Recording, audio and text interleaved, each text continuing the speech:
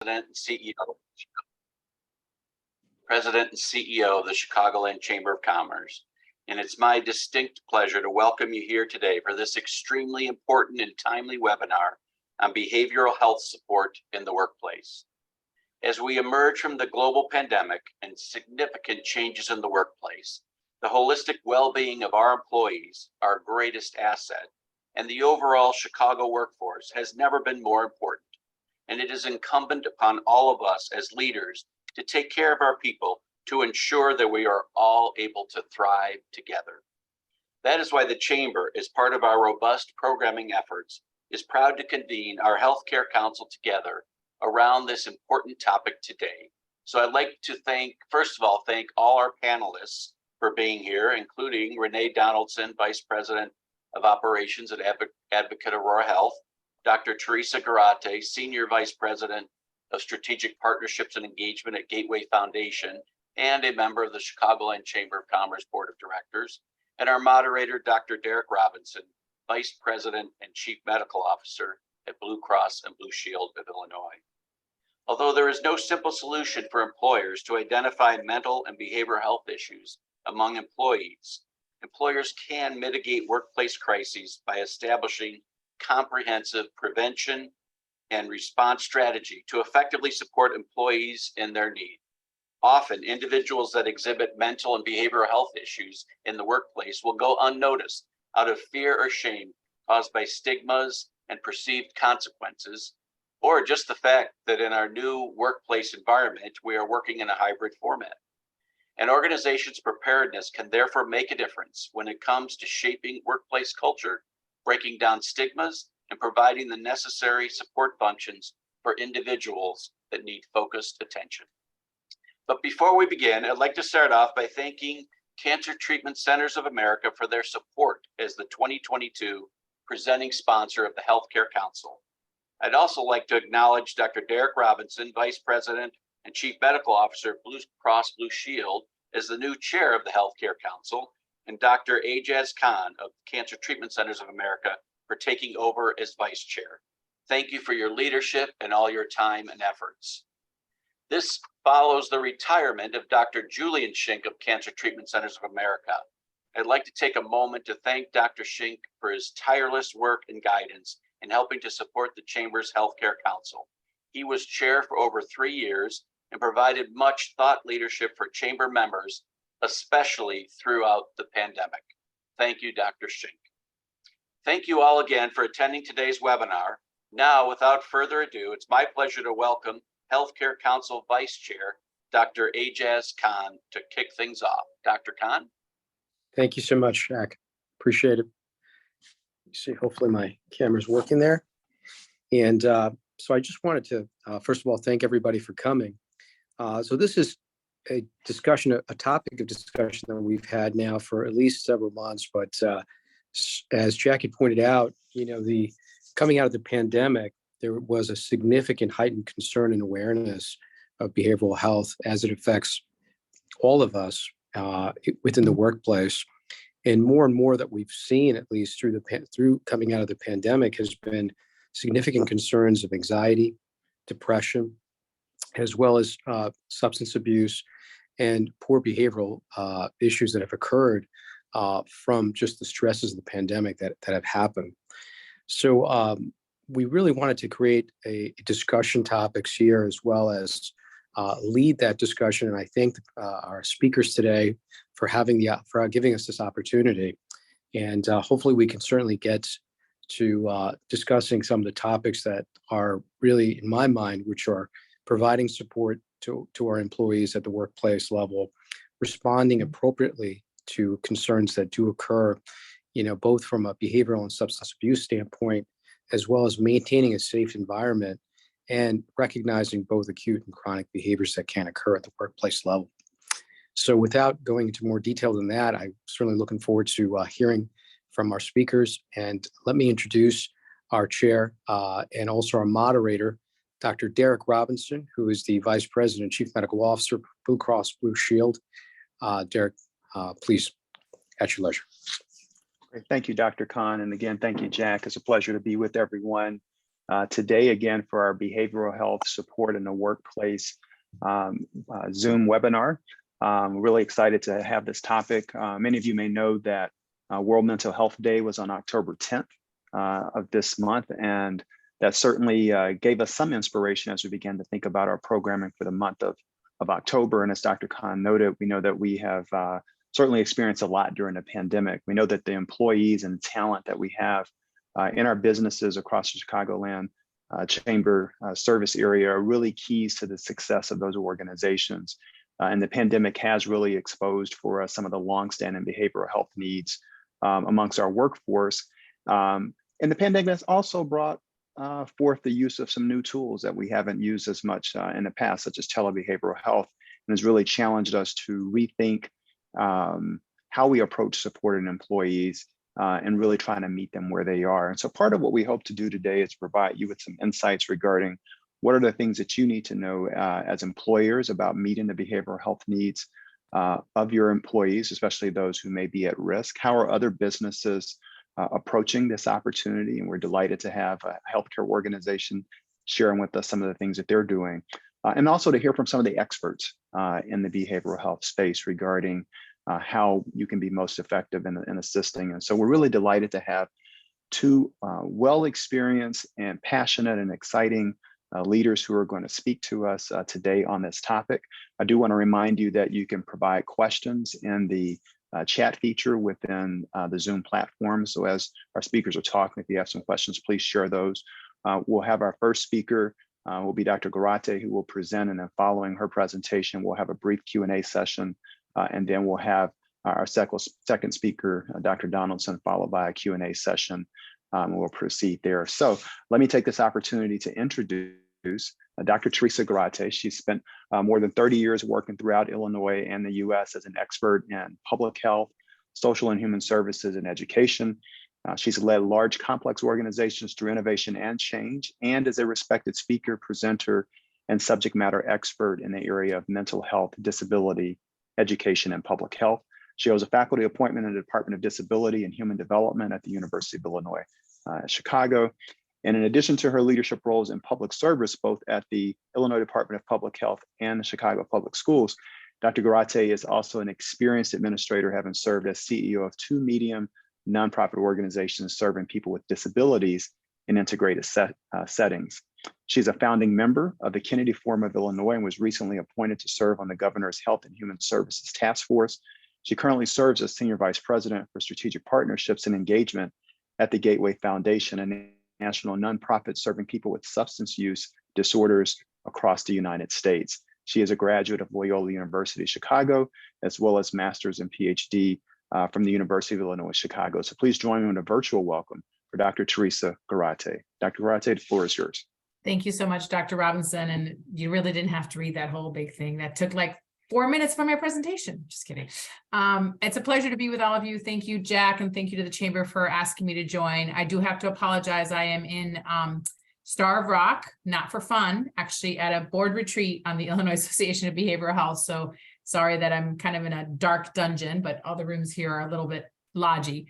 So my apologies. And I might even just turn off my camera and just focus on the presentation. My goal today is to, go ahead, Emily, and go to the next slide, is to help our listeners, our participants, and my co-panelists to kind of get an understanding of what is happening outside of the treatment space, meaning outside of actually providing service that supports employers and people accessing treatment for their mental health. And that is legislation at the federal level in Illinois, and some of the new policies are in the forefront. I think that this hopefully will help employers and people themselves figure out how they can empower themselves to be self-advocates or advocates for their employees. So we're going to go through probably not all the slides, but this is the outline. And I think, Emily, you can share this with everybody. It's got some useful information, even if we don't go through the whole thing. So I'm going to start off, go ahead. Sorry, Em. Kind of talking about, again, what I said, understanding mental health and addiction parity and why it's important to the policy landscape, review some recent changes in Illinois, and then learn about the future. Go ahead and switch and do 2, please. Okay, so mental health equity and parity is really about ensuring that people have equal access to treatment under both behavioral health and medical benefits offered by their health plan. So one of the things I use as an example is people think, oh, well, now that we have mental health parity, I don't have to worry about it. If I have some kind of crisis or mental health issue, my insurance plan will just cover it. That is actually not what the law says. What the law says is that the health plan policies and practices cannot be more restrictive for behavioral health services than for medical or surgical services. So if a health plan says, for example, you can only have 5 chemotherapy treatments for your cancer, then they can also say you can only go see your psychiatrist 5 times. Now, again, most health plans, no health plans say you can only have 5 chemotherapy treatments. So what we're trying to do is make sure that people are educated and understand that it's not just a blanket coverage, but it just cannot be more restrictive. And sometimes people get confused about that. Next slide. So where did this all come from? Well, this actually kind of started many, many years ago when President Kennedy signed into law the Community Mental Health Act, which was the beginning of a lot of the work that me and other advocates have done around desegregating and making sure that people with disabilities, all kinds of disabilities, mental health, physical, intellectual, have equal access to everything that is offered in the community, that we are using best practices, that we're doing the best that we can for this entire group of our population. So that piece of legislation was signed many years ago. In 1996, we had the Mental Health Parity Act. And what that did, it was the beginning to what we're currently in, continuing to advocate. It applied to large employers and sponsored health plans and fully and self-insured plans. It prohibited higher annual or lifetime dollar limits on mental health benefits than medical. However, it was just the beginning, and there were still many gaps. For example, this legislation did not include substance use disorder treatment services, and it did not address treatment limitations. So it was just the beginning, but the good news is we've come far since then. Next slide. So where does this come from? So in 2008, federal government passed the Mental Health Parity Addiction Equity Act. MAHIPA, we say it because it's too long to say. And what that did is it took us a step further from the act from 1996, and it included substance use treatment to ensure that people with substance use issues also were able to access treatment. It also included self-funded non-federal government plans unless they opt out. It included commercial health plans and Medicaid managed and Medicaid alternative benefits. However, it did not include parity for Medicare, traditional Medicaid, which many of our Illinois residents are on, or TRICARE, which impacts our veterans. So again, we're moving forward, but there's still a big gap. Next slide, please, Emily. So what are the legal foundations for this? So plans generally cannot charge higher copays or out-of-pocket expenses. So those are the financial requirements. They cannot limit more stringent number of visits, the example I used, that would be a quantitative treatment limitation. And they can also not use more restrictive managed care practices for behavioral health plans. So that would be a non-quantitative treatment limitation. For example, you can say to somebody, well, before you can go to residential treatment for substance use, you must first try these 2 things. So that would be a non-quantitative treatment limitation. Next slide. So now that we have this foundation of this piece of legislation, we have to understand how far it goes. So this is a federal piece of legislation, but the states have enforcement responsibility for many of the plans. And so the responsibility for enforcement of this federal piece of legislation falls on the state. I'm happy to say, and you'll see in a few minutes, that usually Illinois is at the bottom of the rung for most things, which is unfortunate. But in this space, Illinois has really been a leader in mental health parity. So before I get to that, to understand, for example, here in Illinois, the Department of Insurance has authority to enforce the federal legislation here. So if a state insurance departments refuse to, or they claim they cannot enforce, that's when the federal government can step in. But initially, it is the Illinois Department of Insurance or each state's Department of Insurance that has enforcement authority. Of course, not all of the plans are monitored by the Department of Insurance. So Medicaid, MCOs, and alternative benefit plans and CHIPs, that is a little bit unambiguous. And here in Illinois, it is the Illinois Department of Healthcare and Family Services, which I will refer to as HFS for short. Next slide. So what that means is that while we want to believe that all of our state agencies are doing the right thing and that they have all the resources, that is not always the case. And so a number of advocates, Gateway and Kennedy Forum and hospitals and partners have come together in a very joint effort to help the state figure out how to better enforce the federal legislation and also all of the requirements of it. So in Illinois in 2018, we passed Senate Bill 1707, which was the foundation of the parity law in Illinois. This piece of legislation has also been used by other states to pass their own parity laws.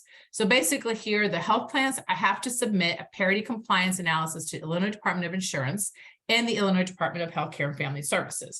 And the reason they have to do both is because of what I just said, because there's enforcement authority is divided between both of the agencies. Next slide, Emily. So again, kind of taking baby steps, but the health plans need to identify and describe how the mental health and substance use disorder treatment benefits are compared to their medical and surgical benefits. So they need to do an analysis. They need to show that there's no medical necessity determinations, that they have no lifetime and annual benefits, that they have no financial requirements, and that there's no non-quantitative treatment limitations. And they have to submit these plans to the Departments of Insurance and also make it available to the general public. This has been a big lift. And even though this law was passed in 2018, both the Department of Insurance and HFS are still working through task forces and groups to help the plans do this and do it so that it is, meets the letter of the law. Next slide, Emily. So one of the things that this piece of legislation, or other things that this piece of legislation did, was also proactively ensure the compliance of each plan before sale or offering. So if you've been listening to, Illinois, there have been a number of sales or mergers. Centene had Illini Care. Illini Care was sold to Aetna Better Health. Now Centene owns, there's a bunch of things moving around.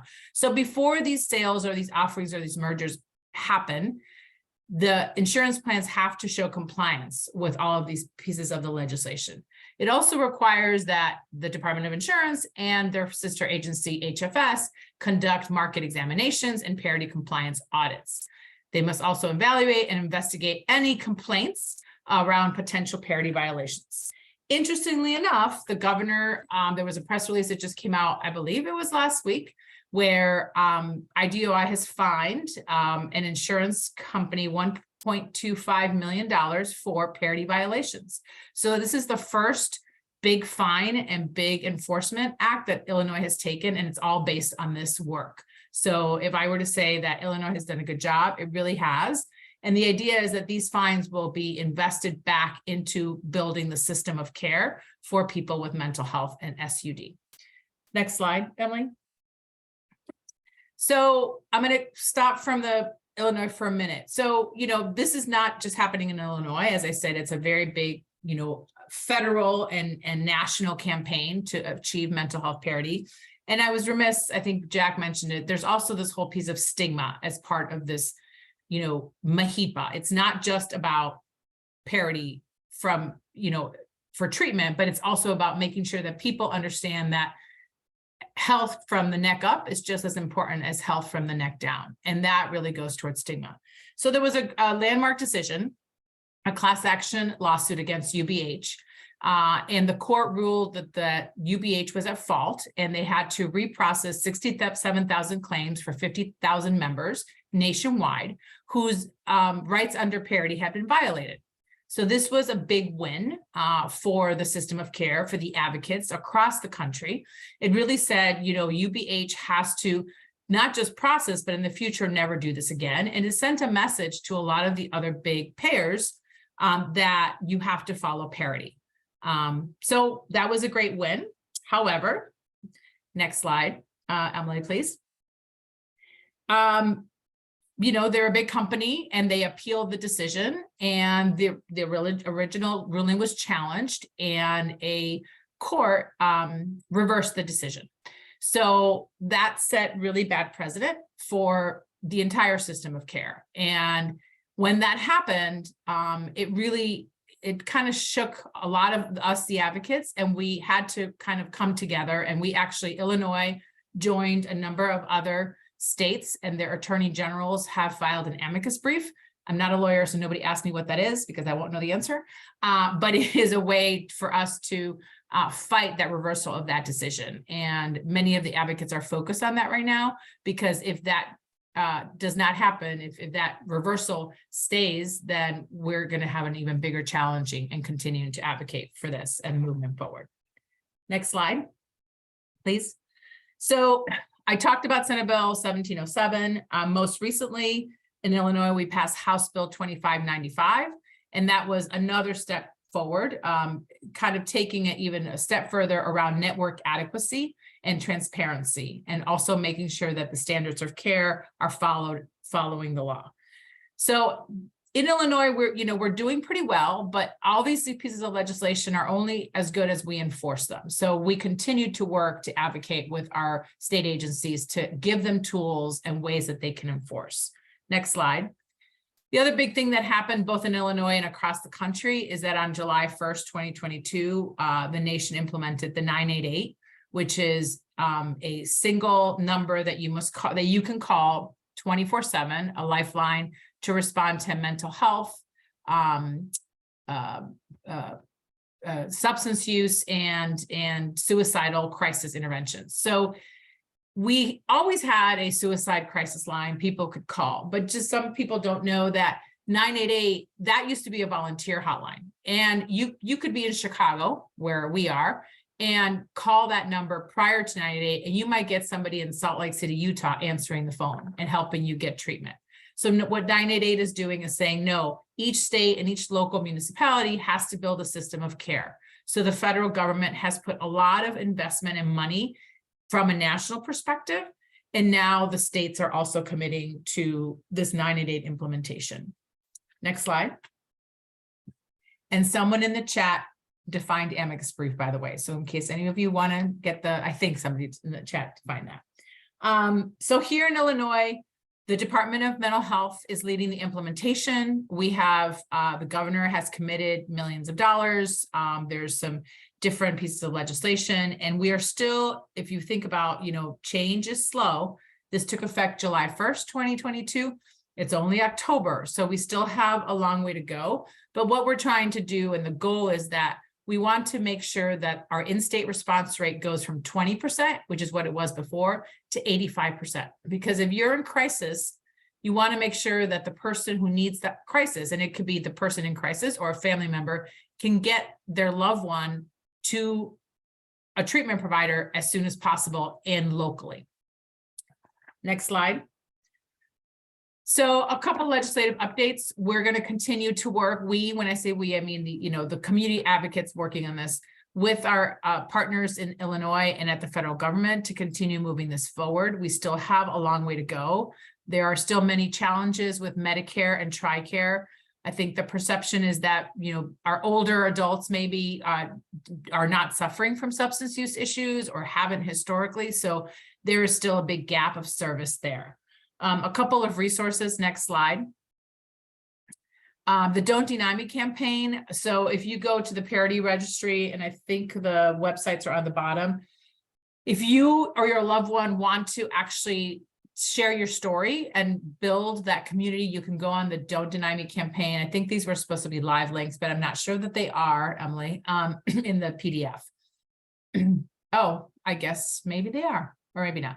But either way, you can go on them. They're really great resources to equip yourself either as a person advocating for yourself or a loved one, or as an employer advocating for your employees. So, as I close, I also want to kind of give some examples. So, and you can go to the next slide. Employers have a big opportunity and a big challenge, regardless of the size. If you are an employer, you want your employees to be healthy. And I think now, especially given this topic, employers are realizing that if their employees are not mentally healthy, if they don't have overall mental health and are suffering from substance use, that's influencing and impacting their productivity. It is hurting the bottom line of the businesses. Bigger employers are starting to realize that even more so now. So as employers think about their plans and what they offer their employees, it's important to think about how you make sure that those plans are meeting the needs of your employees. Some areas of business, some areas have more mental health issues. Our first responders, our doctors, our nurses, people working in very stressful environments, the laborers, there are things that happen. People get hurt. The opioid use crisis is very real, but alcohol use disorder is still the #1 thing that kills people in the substance use arena. And I always say that because people tend to forget, yes, opioid use disorders are killing people immediately. You could do it once and overdose, but over time, alcohol use disorder is the biggest killer that we see. Gateway Foundation has been around for 54 years. We have services across the entire state of Illinois, from the northern region down to the south. We also have services in 8 other states. And we are here, to educate all of you, our partners as an employer, but also to support the efforts. Something that was very interesting when I came to work at Gateway 5 years ago, and this is most common for employers, you get insurance after you have completed the first 30 days of employment, on the first day after that. So that was what I got in my packet. However, there was a clause in my HR packet that said, however, if between now and when you get insurance, you have a mental health crisis, we will cover that. And I thought that was brilliant.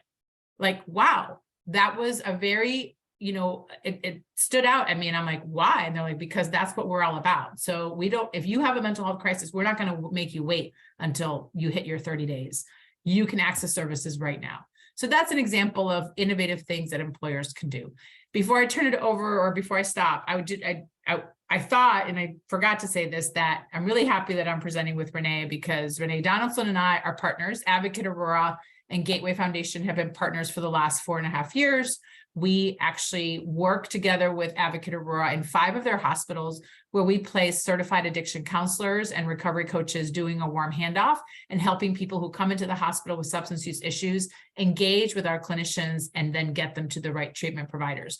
Sometimes the right treatment provider is one of those centers that Advocate Aurora has, and sometimes it's not. But it's a really great example of how different providers, when I say providers, hospitals, community-based providers, can work together. And I think as we build the system of care for people with mental illness, mental health issues, and substance use, we have to collaborate so that we can build a strong system. On that, I'm going to pause. Dr. Garate, thank you for an excellent presentation. You gave us a solid foundation in terms of understanding, behavioral health, physical health, purity, as well as the importance of that with regard to substance use disorder, and important things that we need to keep in mind in the employer community around ensuring that the benefit design doesn't restrict access in an inequitable way for employees, especially as we try to support them and meet them where they are in dealing with their health conditions. And I always tell folks, that the head does not walk separately from the body. So I loved your neck up and neck down analogy that you shared. And I also thought you did a great job in updating us on the advocacy journey, what that looks like at the state legislature level and Congress, as well as in the judicial system. And again, that in the presentation focus around substance use disorder and the challenges that folks face, both in the near term as well as over the horizon of their experience, I thought was great. We have a few minutes for questions. I know we have some individuals that are in the audience. They are assisting us and helping us understand what amicus briefs are and the like, but they might also have some questions. And so I just want to pause for a few moments to see if there are any questions from the audience.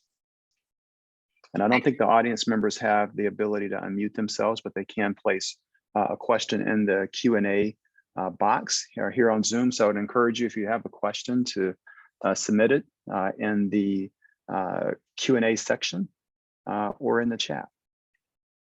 See, now when the person said friend, I should have known that. Amicus, amiga, right? Friend of the court. Now I'm going to remember that. Amicus brief. Thank you. Jennifer from Loyola. Well, we appreciate her very able help. Well, this is what we're going to do. I'm going to move us forward with our agenda. And certainly if folks have questions, they can put them in the box and we will come back and grab those questions as we get on the tail end of our next presentation. It's certainly my pleasure to introduce to you all Dr. Renee Donaldson. Renee has been with Advocate Aurora Healthcare System for 31 years, I believe. And she's worked in various leadership roles that have included acute rehabilitation, behavioral health, employee assistance programs, advocate medical groups, and the roles have included both working in the primary care and the behavioral health practices, as well as assistant service lines. She's currently Vice President for Operations for Behavioral Health in Illinois. And this work moves beyond traditional behavioral health as she strategically directs all of behavioral health telepsychiatry, as well as provides oversight to the opioid warm handoff work within Advocate Aurora. Prior to this role, she had oversight for BH Services and Advocates Central Region in the areas of adult inpatient addiction and mental health, hospital outpatient behavioral health, and ambulatory behavioral health. Renee earned her BS from Illinois Wesleyan University and her master's degree from Illinois State University. She is a certified alcohol and drug counselor and has been so for over 2 decades. She sits on the executive board for the McLean County Recovery Court and Veterans Court and serves as chair of the Illinois Health and Hospital Association Behavioral Health Advisory Forum. Additionally, she served on the executive board for the Boys Council of the Boy Scouts of America, the McLean County Community Health Council, and the McLean County Recovery Oriented Systems of Care Council. And she leads both the system inpatient medical director and behavioral health committees in Illinois. So we are just grateful that we have yet another excellent, passionate, talented, well-experienced presenter who found time to be with us today amongst all the other things that she is participating in. So I will turn it over to you, Renee. The floor is yours. All right, thank you very much for the opportunity. And I want to piggyback just really quick on what Dr. Barate said is we absolutely have to partner together for substance use and behavioral health work. There is no person that can do this alone, no entity that can do it alone. It's just too big of a scope, and the demand is definitely there, especially coming out of the pandemic. So my presentation or my goal today is to make all of you think a little bit about where you're at yourself from a knowledge base, where you see your organization, your corporation at, and then just challenge you with some questions. And hopefully when we come to the end, we'll have a little bit of some robust dialogue out there. So next slide, please. This is where I would like all of you to think. I want to read through this. When we talk about diversity and equity, equity, and inclusion in our work environments, in our healthcare systems, etc., this really hit home to me as a way to explain DE&I. Equality is everyone getting a pair of shoes. Diversity is everyone getting a different type of shoe. Equity is everyone getting a pair of shoes that fits. Acceptance is understanding we all wear different kinds of shoes. Belonging is wearing the shoes you want without fear of judgment. These types of concepts we know weave themselves in and out of the services that we provide, the teams that we lead, and the organizations that we work for. So next slide. Here's kind of setting the tone of what I want to go through today: social determinants of health, employee assistance programs, behavioral health integration, or what we call BHI, into primary care and pediatric clinics, a look at team member wellness, and telehealth. Finally, something that came out of the pandemic that was positive. Next slide. So when we talk about social determinants of health, I think the question that I have, next slide, please, Emily, is do we all on this call know what SDOHs are, the areas that they fall under, and the things to look for? I'm not going to read all of these verbatim, but you can see the 11 domains of alcohol, depression, strain, food insecurity, intimate partner violence, physical activity, social connections, stress, tobacco use, transportation needs, and housing. The reason why I want to put this out there is to challenge all of you to think about, again, who you lead, where you work, and whether you're a healthcare organization like what I work for, we're screening for these types of needs. But what if your team members and those that you lead are experiencing this? Next slide. So the question becomes, do we believe our team members might live in this space, that they're really experiencing this, or that they are distracted by friends or families that are dealing with social determinants of health? If we know, what do we do? If we don't know, how might we find out? If we find out, are we equipped? And if we're not equipped internally within ourselves, where do we find resources and referrals? And Dr. Garate mentioned the 988 that's coming up, which is, I think, going to be very beneficial once it fully launches. But again, that SDOH wheel, or those 11 domains, really branch out into what I would call holistic living and ways to be successful from both a medical and mental health perspective. Next slide. So then let's take a look at the next opportunity, employee assistance programs. Go ahead, Emily. Things to consider. Where are your team members at? Or depending on what your role is or the organization you're representing today, do you need to look for contracting with these services? Do you have team members where your management is spending lots of times in conflict resolution? Do you know what your most common employee-related challenges are? What are your leadership teams struggling with? How are you currently resolving them? And how does this impact your organization being successful? How does it play into potential workman's comp claims and issues associated with not being present, absenteeism, etc.? Next slide. So the benefits of an employee assistance program, you can definitely read them here, and they are taking from EPA. I did this role for, I think, about 12 to 13 years. I'm no longer in the EAP field, but obviously Advocate Aurora, as a large team member employer, does have this benefit for its employees and physicians. But if you look at the benefits, increasing morale, higher productivity, lower absenteeism, reduced turnover, and fewer accidents in the work environment. Next slide. And this is just one model of EAP services that organizations can and or should consider. Confidential counseling, work-life services, employer related issues for management consultations, training, and 24/7 crisis response. Next slide. Then going to what's called behavioral health integration, or BHI. Next slide. This is kind of a takeoff from the Ames model from the University of Washington.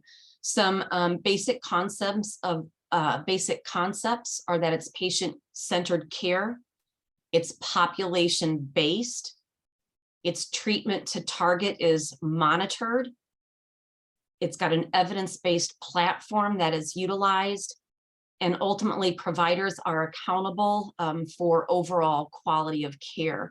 When I look at what is an accountable care organization, and Advocate Aurora is one of those entities, we are given lives to manage.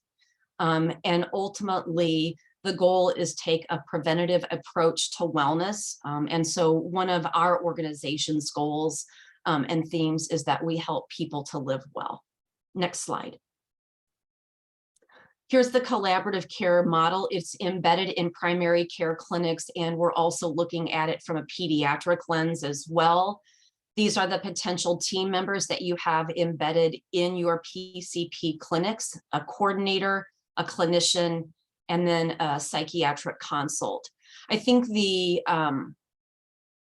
wonderfulness about this is that most of us have relationships that are primarily based within our primary care clinics. The ability to talk about what's going on. It is very difficult for many people to just say, I'm going to pick up the phone and I'm going to make a therapy appointment today. So when you're looking at going to your primary care doctor and they're exploring, or your advanced practice nurse, or your physician assistant, because we have expanded how care delivery is made in our PCP clinics. It gives a lot of opportunities for those embedded in our PCP clinics to ask a variety of questions. They often do depression screenings. They may discuss drug and alcohol use, grief and loss opportunities. And then when that is identified or talked about or raised up within that meeting with your primary care setting. Then there's the opportunity for the physician, the PA or the APN to say, hey, I think we've got something that you might be interested in. And then there can be a warm handoff that's occurring right within that clinic. The other opportunity is if that patient isn't ready right then and there can also be a follow-up call or a virtual appointment scheduled after the patient and family leaves the PCP clinic. So that is a definite approach that many healthcare systems are looking at. It's, again, a proactive approach to care. It's helping people live well. And then when you look at the overall access in traditional behavioral health coming out of this pandemic, and I'm sure Dr. Garate would affirm me in saying we really just don't have enough providers across the continuum of care. We know that many of our pediatricians and our primary care offices are already and have been providing basic behavioral health services and or prescribing medications for our patients. This is just another way to help proactively address behavioral health needs. And then the hope is that it's identified early on or in earlier stages. And then the need for that traditional behavioral health or at the highest level of care in a locked psychiatric unit has the potential to be avoided when we are addressing issues very, very early on. Next slide. Team member wellness. Next slide. I will say that our organization, when we went into the pandemic, and you are all from the Chicagoland area, with having 9 hospitals within Advocate Aurora in the Illinois space, what we experienced from the pandemic, the numbers of patients that were positive for COVID, long lengths of stays, patients dying without family members there. I know you all heard the news as this unfolding. You really identified there needs to be something different for team members. And coming out of the pandemic, we look back and see the benefits. So this will be an ongoing strategy. So these are some things that I wanted to share with all of you for consideration. The Delta rooms, what types of recognitions do you have in place? And are they only at key times of the year, or are there platforms for recognition for any type of behavior that resembles or exemplifies the cultural foundations of your organization? Do you offer wellness development days for team members and leaders? Looking at peer support programs to be implemented, holding monthly events such as massage, art therapy, food education, and then again, ongoing education regarding diversity, equity, and inclusion. Next slide. Telehealth. So I will say we organizationally had to pivot very quickly. If you think of how traditional behavioral health occurs, it was always in a brick and mortar building. And the telehealth platform that has come out of the pandemic has truly changed how our organization delivers care. And we are monitoring this, across national levels. We're monitoring what's going on at both state and federal levels with regulations, requirements that will continue, especially when the emergency protection orders are lifted from the pandemic. But I think some of the things that we have found, and we started doing patient and clinician satisfaction very, very early on, was that the patients in the Illinois space, it's honestly different with Aurora, our counterpart in Wisconsin, because of how their geography works. They're finding that people are wanting to come back in person. What we are finding is that people are still wanting to do telehealth for traditional behavioral health services. We are offering that in our clinics for individual therapy, meetings with psychiatry, and we are also still doing partial hospitalization and our intensive outpatient services in that telehealth space. also have developed kind of number two, a hybrid model where we have the capability to deliver in person and in a virtual Zoom platform simultaneously. So we're really trying to meet all of our patients where they are at with what their technology comfort levels are, what their needs are for social engagement, and just where they are at in their journey of recovery. When I say easier access, though, I was at Christ Medical Center on Monday and Lutheran General in Park Ridge on Tuesday.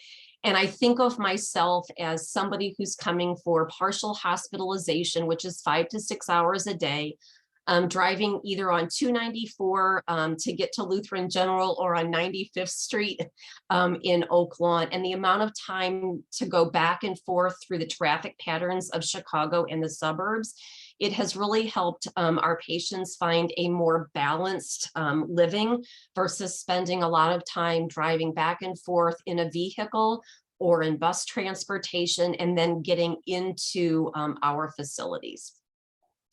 Again, I shared our hybrid model. Our patient, family, and provider satisfaction are out of the roof, and we actually have determined that how they are feeling at the end of the treatment is no different than when they were in person, and in some situations, it's actually improved. And as I indicated, we will be doing ongoing monitoring of regulations in case we need to pivot. But what I wanted to do again is talk about a variety of types of access and things to consider from kind of your lens on either what you're purchasing, what you're delivering, or how you're helping manage the team members that you serve and how their family members can be impacted and services that they may need as well. Next slide. I believe that is bringing me to the presentation. So I turn it back over to Dr. Robinson and then see if we have any questions or feedback that people would like to share. Renee, thanks so much again for another phenomenal presentation. You helped ground us around the social determinants of health, what some of the EAPs aspects of those programs are. You talked about the integration of behavioral health into primary care and pediatrics and how you all have focused on team member wellness, as well as some of the benefits, again, that we've seen through telehealth in the behavioral health space. And I think that analogy between a trip from 95th Street to Dempster at LGH, I know it. You know, you could have your own experience trying to get from one area to the other at the wrong time of the day. And so certainly just gives us an example of putting ourselves in the shoes of our employees and patients, you know, as they walk through their journey. So we appreciate the expertise that you shared with us today. So I know that we still have a few attendees with us. Again, we thank you all for joining us today for the webinar. We'd love to entertain any questions that you all may have. So feel free to put those questions in the chat box. I will pose one question just to get us started. I know that there's been a decent amount of discussion from both of our presenters regarding substance use disorder and also ensuring that, you know, our employees are productive and can be engaged in that work. And one of the things that we have seen is some disparity in access to buprenorphine for those individuals with opioid use disorder versus methadone and clinics and the like. And as experts in this space, you all are familiar with some of the unique challenges that individuals would face. Could you describe those challenges a bit between someone that's on methadone for their opioid use disorder versus buprenorphine, and then what you all have seen evolve over time in terms of access to those different medications and any opportunities that you think we could pursue collectively to help address any disparity that you might see? Renee, do you want to take that? Do you want me to start? I was hoping that you would, based on the organization that No you problem. work for, Yeah. and then I'll fill you as a backup as a hospital-based entity. Yeah, that's a great question. And I'm going to add Narcan in there just to give a better response. So Balance it all out. yeah. So, you know, I think people, even if you don't understand this, everyone hears methadone. Methadone's been around for a very long time. It was, for a long time, that's all we had around medication assisted And now we're saying medication assisted recovery instead of medication assisted treatment, which is what we're saying is a person with diabetes may control their diabetes with behavior, but may also take some medication for their diabetes. A person with a substance use disorder is going to control their substance use disorder and live in long-term recovery with treatment from a service provider like Gateway or another one and living in long-term recovery, but may also need some medication to help with that. And so again, ending the stigma around that topic. So methadone has been around for a very long time. It's, it's a little bit of a, value judgment. People are like, well, it's just another replacement, which is not really, but for many years, it was a little bit debilitating because people had to go to the methadone clinic every day to get their methadone before they went to work, for example, or before they went to school or whatever the case may be. Because we are very fortunate and very, new advances in pharmacology, we now have buprenorphine, which is not as, you don't have to go every day. And then there's different products in that buprenorphine family. And I'm not an MD, so I'm not going to pretend to go through that. But one of the things that has done is it has allowed people to access medication-assisted recovery without being dependent on going to a methadone clinic every day. And it is much more socially accepted. It's part of a better treatment plan. But then there's also Narcan, and then there's a medication that it's called, Vivitrol is one of them, but it's also something that's kind of a long-acting blocks the impact or the effect of using opioids, also is being used with alcohol somewhat. And so that's another group. But the Narcan is, and whenever I can, I talk about this all the time, right? Like we have put, defibrillator machines everywhere, and somebody needs something, you teach CPR, where everyone should have Narcan.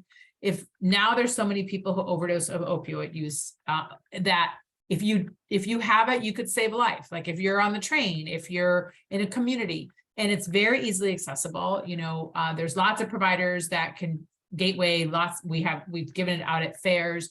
People are a little bit scared, but we had a presentation for one of our medical officers for our young professional board, and we gave out Narcan, and we said, we want you to demonstrate why this is very safe and how easy it is to do it. We wanted him to just demonstrate how to be doing it. What he did is he gave it to himself to show that if you make a mistake and you give it to somebody, it's not going to kill them. Nothing's going to happen. I was like, I didn't want you to do that. But that's the life-saving medication that in the communities people should just have. As if you're employers, you should have it. Like, somebody's in your office and they're overdosing, you think they're overdosing, you take the Narcan, it's a nasal, and there you go. So methadone versus buprenorphine, which is sort of the future of medication-assisted recovery. We're seeing less and less, methadone clinics and people moving away from that. And then the Narcan and the long-term medication to curb the effects. Does that answer your question, Dr. Robinson? Yes, it does. Yes, it does. And I think it's great for the audience to kind of hear, that, there are different pathways for recovery. And they come with different, let's call them different strings attached to them. Great. Renee, anything you want to add there? I think the other thing from a stigma perspective is you take a look at the journey that we have been on regarding the utilization of prescribing and how from a national perspective, we have changed.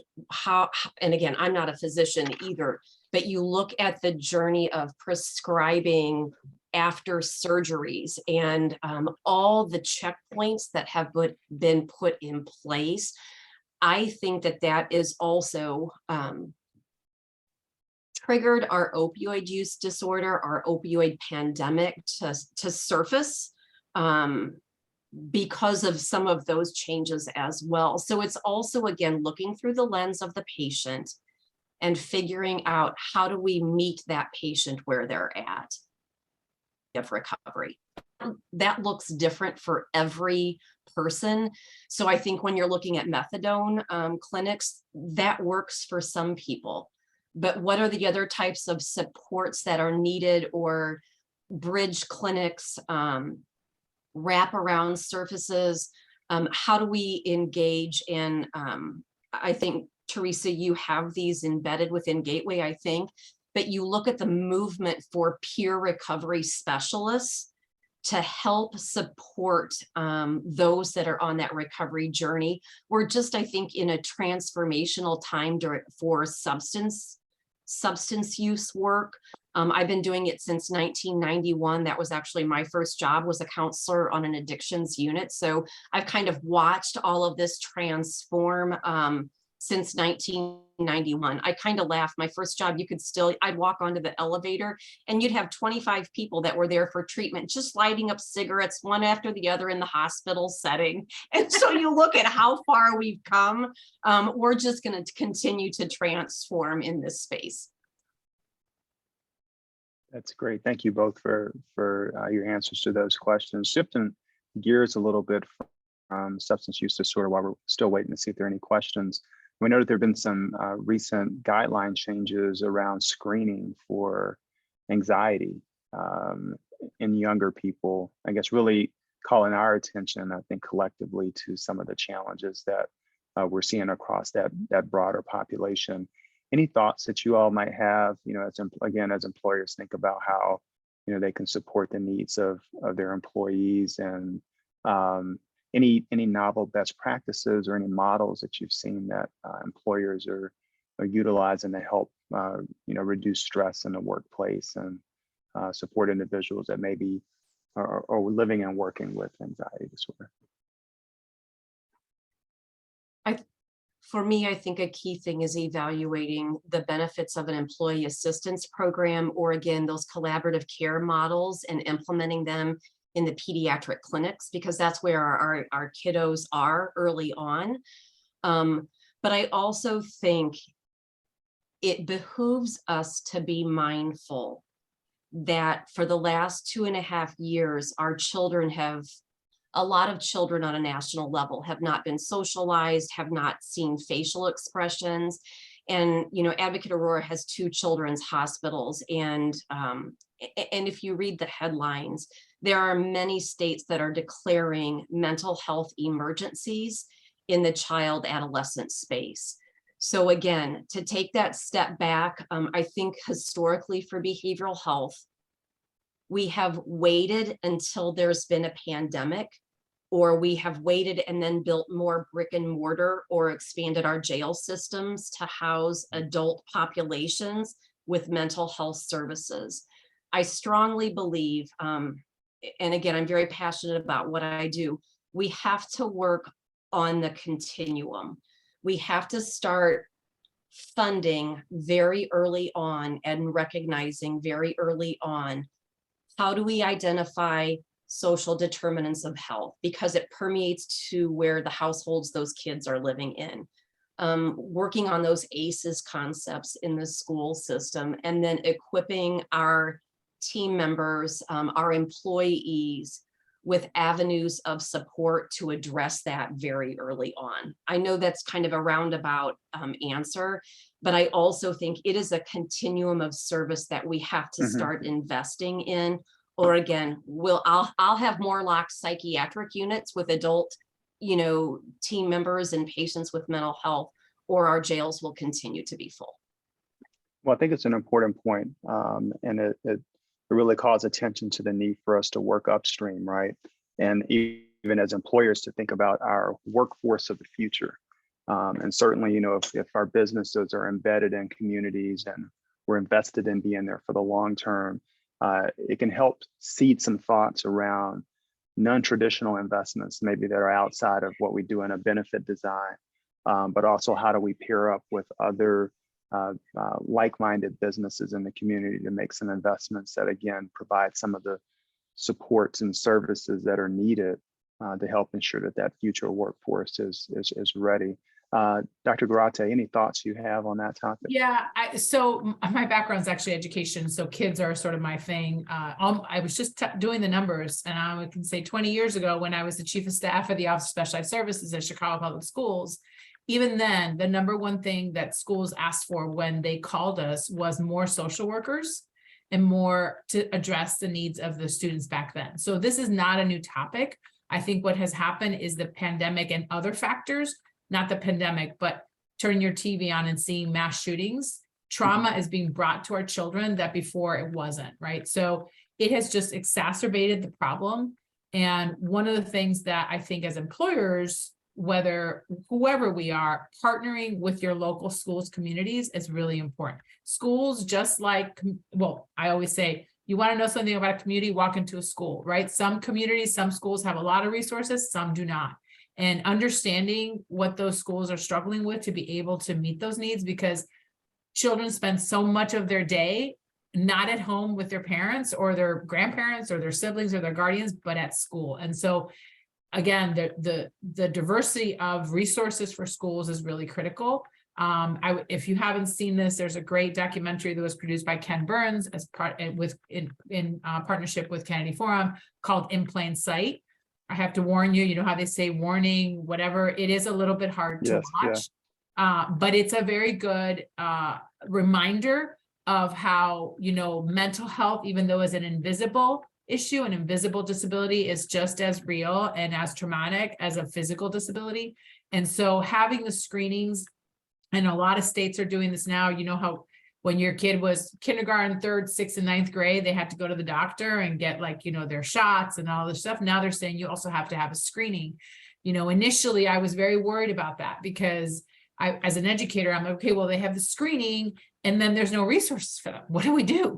Right. So, but I think now we've moved to a point where there is many more resources. However, and this is a problem across many places, the number of children's beds for real psychiatric needs is very, very limited. And the number of programs that are actually accredited and covered by insurance for children and adolescents is also a big challenge. So I don't know if my answer was hopeful or more depressing, but I think it is definitely a topic that we're going to have, all of us have to work on, because it's also about prevention. Before the person, you know, has a first episode of psychosis, before the person goes way beyond and then it's not controllable, let's focus and let's pay attention and let's equip our children, our teachers and our people in schools to be able to notice the signs and then not be afraid to do something. So take that stigma away.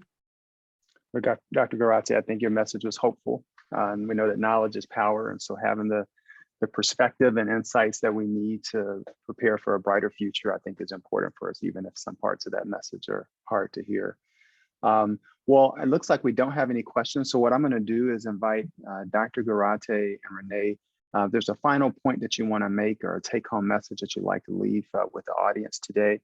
Let's hear that message, and we'll start with Renee first. And then following Renee and Teresa's closing statements, I'll circle back to see if our chamber staff has any additional information that we can share regarding upcoming events, because we definitely want to ensure that the Healthcare Council and our members at large remain engaged in the work of the Chicagoland Chamber. So Renee, any closing remarks that you want to leave our audience with? Yeah, thank you for the invite, for having me here, because Dr. Robinson, with what you just said, knowledge is power. So the more people that get educated one by one, it has the opportunity to make change. Seeds are planted. With Dr. Garazzi and I working in behavioral health, it's just like medical issues, right? Not everybody follows the plan of diabetes management. So we plant the seeds for behavioral health, and then hopefully along that continuum, along that journey of the patients that we serve, they will have success in experiencing life differently. This that I want to leave with each of you on the call is to think about this. Again, this is going back to helping reduce stigma.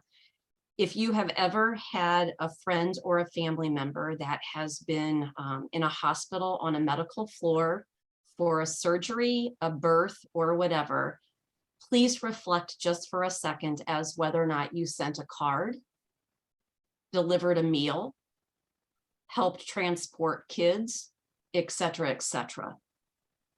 My challenge to each of you is the next time you have a friend or a family member that experiences a mental health issue or a substance use issue, is hospitalized for that or is struggling for that, reach out just like you would for a medical issue.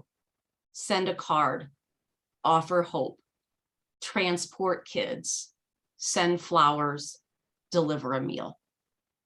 And I will leave you all with that. Oh, that's hard to top. I would say two things. I would say, in addition to that, the best way to end stigma is to share your story. So my brother suffers from mental illness, so I talk about him. My daughter has a brain disability, she has epilepsy. So the more that we talk about it, the better. I don't have a disability right now, but I might tomorrow.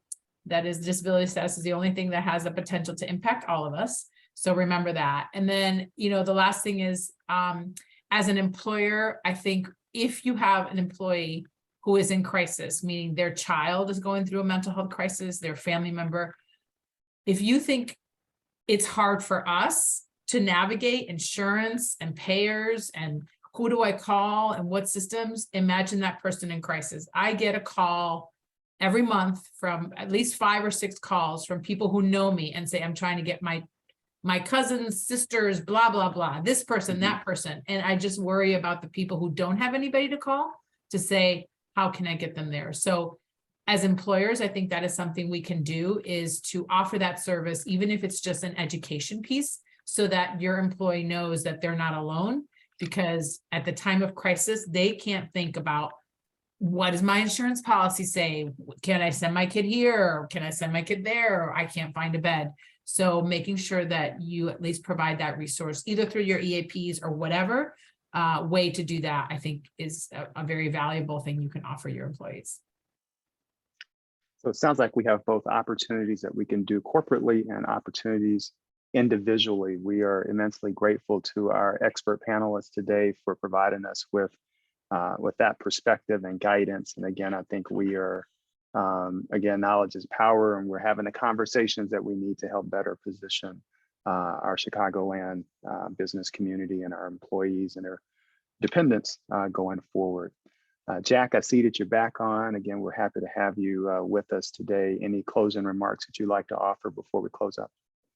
Sure. Well, first of all, I want to thank you, Dr. Robinson, Dr. Garate, and Renee Donaldson for your very helpful insights on behavioral health support in the workplace.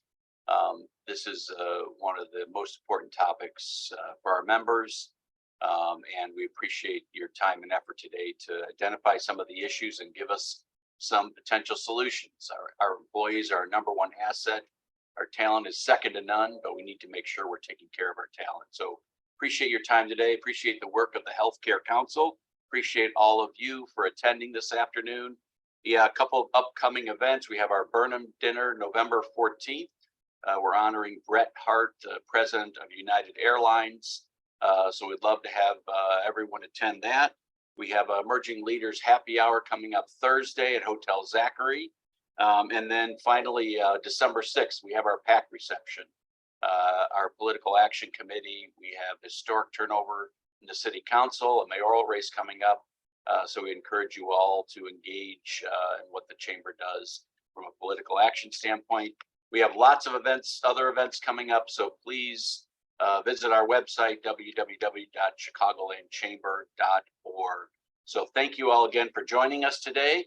And we look forward to you joining our next Healthcare Council and our other programming. Thank you again for being here this afternoon.